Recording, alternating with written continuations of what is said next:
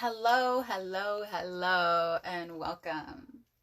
My name is Violet Moon, and today I've got some juicy content for you.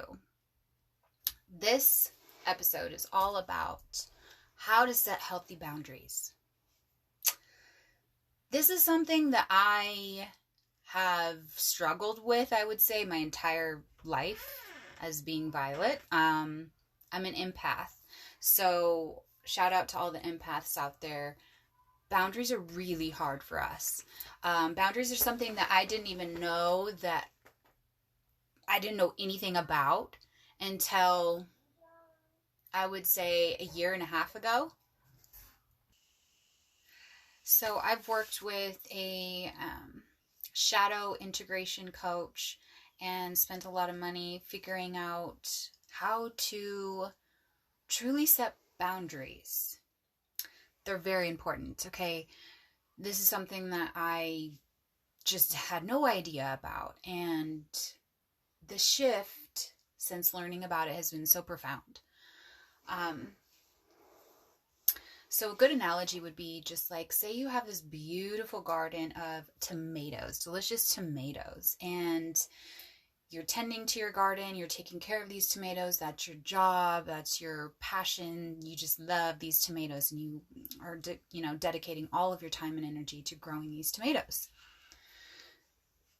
What if somebody could just come into your garden, tear stuff up, dictate how you're going to grow your tomatoes, ruin your garden, tell you what to do with your tomatoes once you have your tomatoes? How would that feel? Pretty crappy, right? That's like people who don't have boundaries. Now, the issue with other people controlling certain aspects of your life is something that can be brought back to childhood. I personally I felt safer with someone else teaching me and dictating to me how to grow my garden, how to grow my tomatoes. It felt safe for me. I didn't have the self-esteem, empowerment to be able to set these boundaries and to be able to feel safe with my own self, caring for my own garden, and being able to set up a strong fence, aka boundary, around my garden. So when you're an empath, we struggle with boundaries because we spend a lot of our energy and time in our top 3 chakras. So heart, throat, third eye, and crown, actually. So more in here.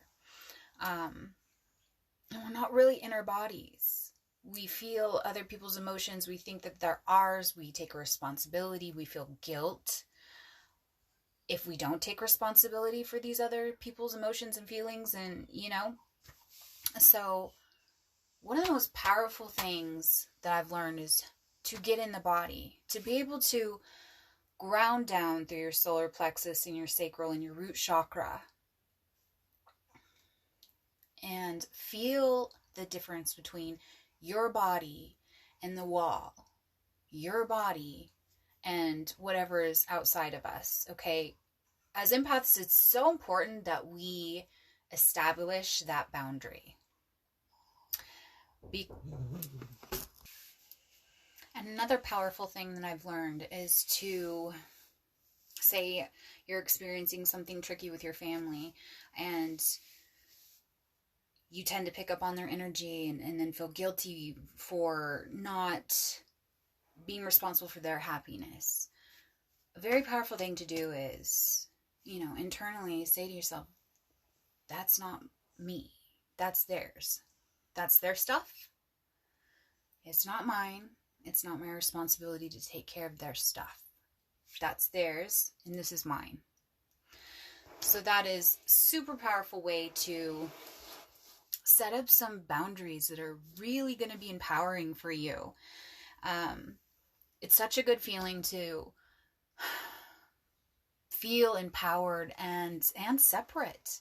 You know, when you're a really sensitive person and empath, you need that. You need the boundaries and the separation.